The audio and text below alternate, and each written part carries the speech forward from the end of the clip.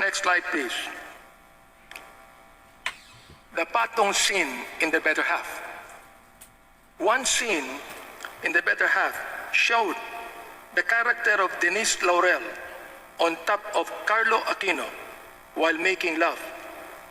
Mocha described the bed scene by saying, and I quote, "Ang haba ng halikan, mayroon pang nakapatong yung babae sa lalaki." At alam ko naman na sa mga question pong ito, maaaring maging kontribida ako sapagkat very, very popular ang inyong noontime shows. Ngayon, kaya sinasabi ko po na ito pong mga bagay na ito ay hindi ko po ito katanungan at mga statement, kundi statement din po ito ng media. Oo. Pinaparating din po ito sa inyo upang magkaroon tayo ng pagbabago sa ating mga programs. Yes, Opo, na talagang kayo po, kapamilya po kayo, di ba? Yes. And you believe in you believe in family values. Yes po. You believe in moral values. Therefore, dapat magkaroon po tayo ng self-regulation. Not only because the MTRCB says so, that magikinig po tayo mismo.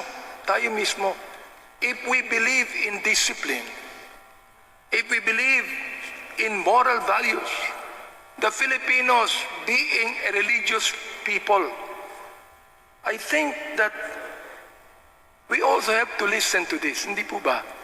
To be able to really change. And I would like to know, I appreciate your answers. Pero gusto ko po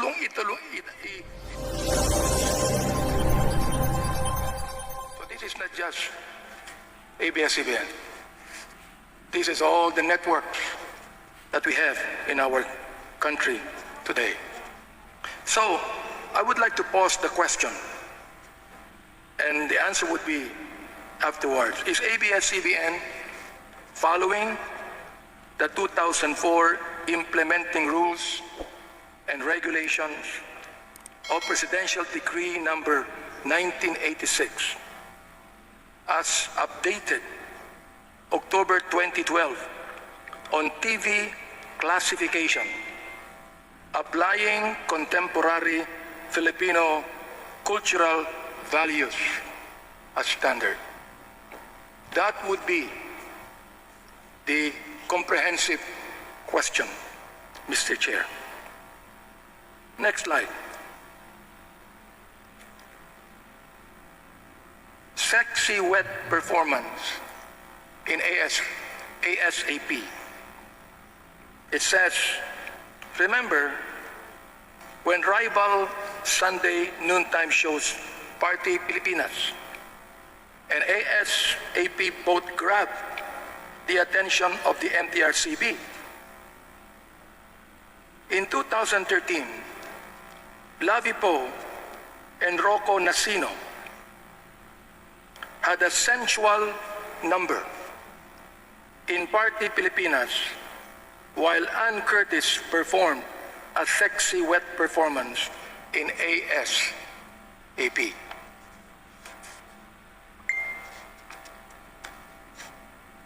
Next slide.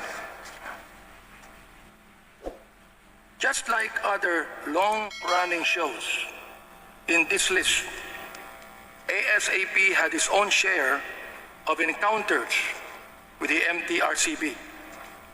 One recent incident was Ann Curtis' 28th birthday production number, where she did a, I quote, wet performance of Rihanna's hit song, Diamonds.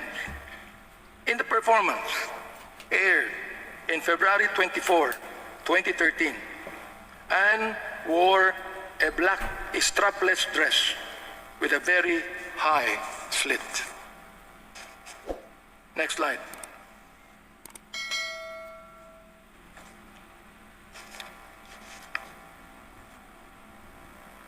Next slide, please. In June 2014, the MTRCB imposed strict rules on Pinoy Big Brother, all in following a controversy that involved housemate Jaime Halandoni posing nude for a painting. Posing nude as task in Pinoy Big Brother. Next slide, please. Certain sectors, including the Philippine Commission on Women, raised concerns about a weekly task wherein Big Brother urged Jaime to post nude for a painting that would raise funds for a charity. Jaime, who is vocal about being a devoted Christian, backed out from the nude painting challenge, as did the three other housemates, Daniel Machunaga, Michelle Gumabao, and Ranti Portento, who were supposed to accompany her. PBB All In issued a public apology as ordered by the MTRCB through TV Patrol. The government agency also ordered the show to adopt gender-sensitive measures, including seminars in coordination with the Philippine Commission on Women. Next slide, please. Offending sensibilities in Pinoy Big Brother. In July 2015, MTRCB ordered PBB 737 to enter in a, as I quote, strict and close collaboration with the regulatory board, as the resolution stated that certain scenes in the show offended the sensibilities of the viewing public. Next slide, please. The patong scene in The Better Half. One scene in The Better Half showed the character of Denise Laurel on top of Carlo Aquino while making love. Mocha described the bed scene by saying, and I quote, "Ang haba ng halikan, mayroon pang nakapatong yung babae sa lalaki." Next slide, please. The PNP striptease scene in On the Wings of Love in a PNP uniform. In January 2016, MTRCB summoned the top executives of ABS-CBN to discuss James Reid's striptease scene in the TV series On the Wings of Love, which top-billed him and love team partner Nadine Lustre. This was in connection to Philippine National Police complaint about the improper use of the police uniform in television and movies for that matter. Next slide, please. Attorney Villarreal said in his statement, the said episode portrayed actor James Reid doing a striptease while wearing a PNP General Office uniform, allegedly with a police badge and showing the rank of SP04. Next slide, please. Degrading scenes in its showtime. In August 2014, it was reported that MTRCB called for a mandatory conference with its Showtime's executives and host Vice Ganda for alleged offensive and degrading scenes aired in the July 28, 2014 episode of the show.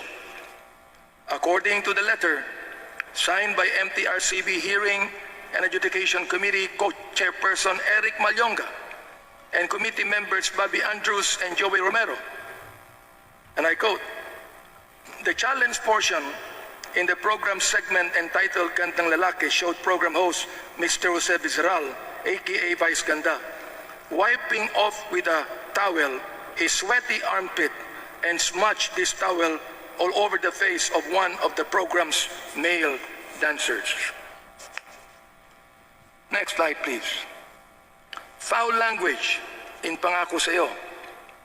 MTRCB called the attention of executives of the defunct teleserye Pangako Sa'yo for the use of foul language in the May 29 episode of the show.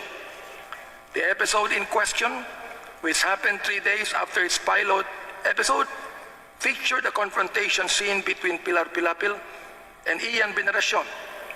Benita, Luis Pilar, confronted her son Eduardo, Ian, after he had a relationship with their cook Amor, Jody Santamaria, despite his engagement to Claudia Angelica Panganiban.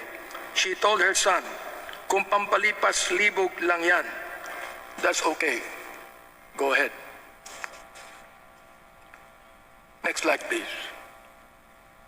Another foul language in Pangako Sa'yo, which was top-billed by Catherine Bernardo and Daniel Padilla, was placed at the 8:30 p.m. time slot where kids and younger audiences are expected to be awake.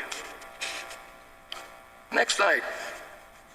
Steamy car love scene in Till I Met You. In November 2016, MTRCB called for a meeting with executives of the Jadine primetime series Till I Met You.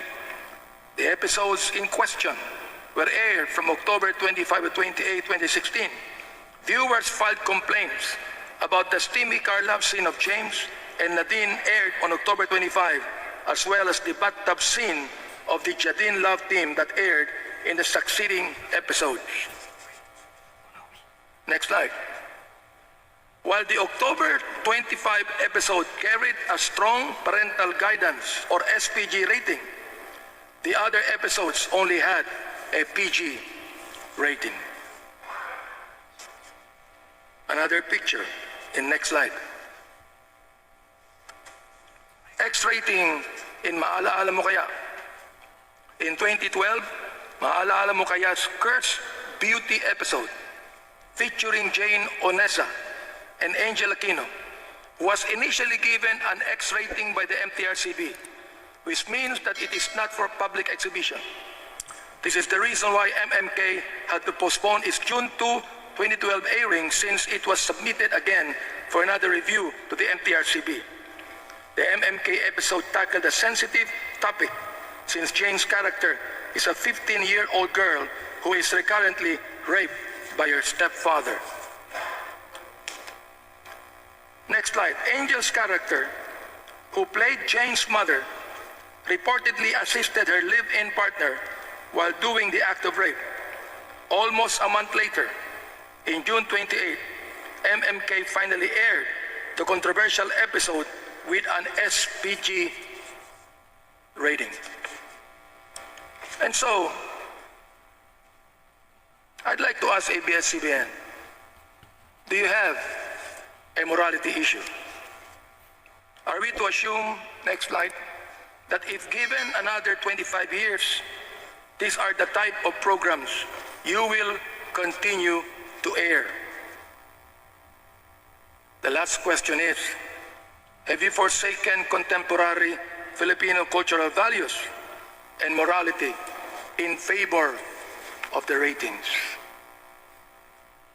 I'd like to ask ABS-CBN to please answer these questions. I would like to say this, not because, Mr. Chair, that I am a bishop, that I have a holier-than-thou attitude. No. I am not only a bishop, but I'm a family man. I have children, I have grandchildren. And even if MTRCB would issue a rating of SPG or whatever it might be, we've got to remember that TV is a public viewing, unlike the movies, where if it is rated only 16 years old and above can come and see the movie. 15 years and below cannot enter. That is not like television. May I ask, therefore, as our good attorney said, that the articles and the provisions I read in the Constitution also applies in broadcasting and media. May I now please ask the questions or give it to our ABS-CBN officials. Your Honor, good afternoon po, Congressman Abante.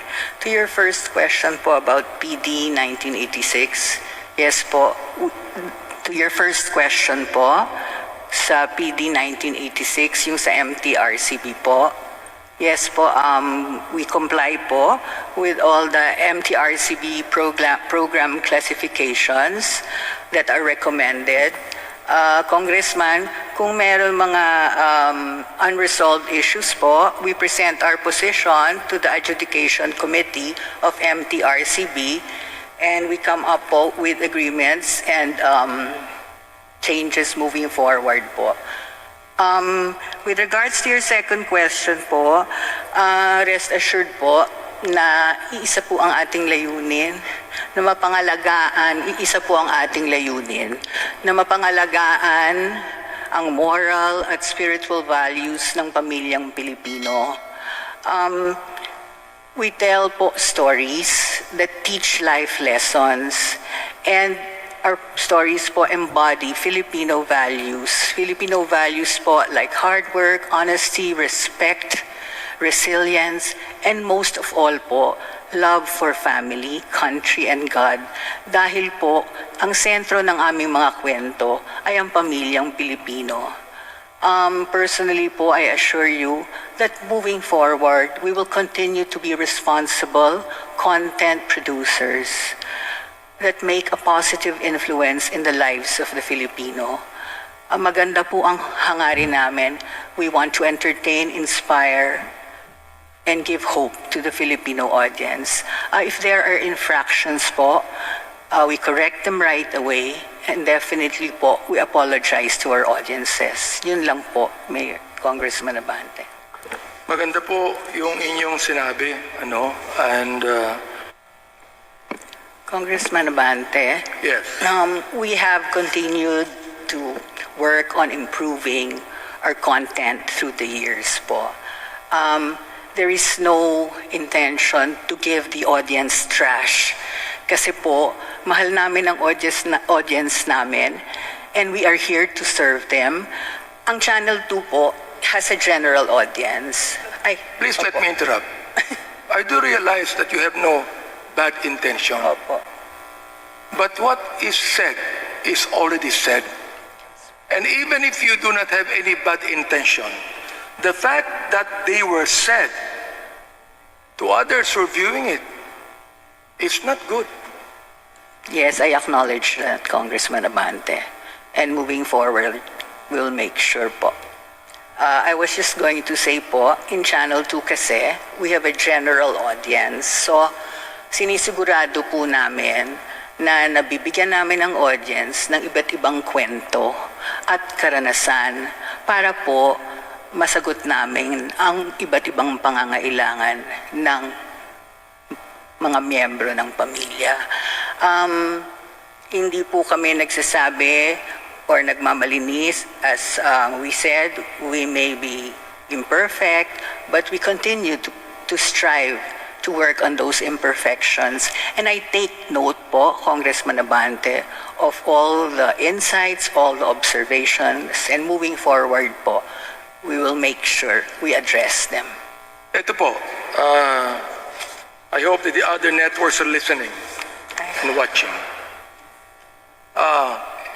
Ito, media rin po ang nagtatanong eh. Media rin ang alam ko naman na sa mga question pong ito, maaaring naging kontribida ako sapagkat very, very popular ang inyong noontime shows. Ngayon, kaya sinasabi ko po na ito po mga bagay na ito ay hindi ko po ito katanungan at mga statement, kundi statement din po ito ng media. Oo. Pinaparating din po ito sa inyo upang magkaroon tayo ng pagbabago sa ating mga programs. Yes, Opo, na talagang kayo po, kapamilya po kayo, di ba? Yes. And you believe in you believe in family values. Yes po. You believe in moral values. Therefore, dapat magkaroon po tayo ng self-regulation. Not only because the MTRCB says so, that magikinig po tayo mismo, if we believe in discipline, if we believe in moral values, the Filipinos being a religious people, I think that we also have to listen to this, hindi po ba? to be able to really change. And I would like to know, I appreciate your answers. Pero gusto ko pulong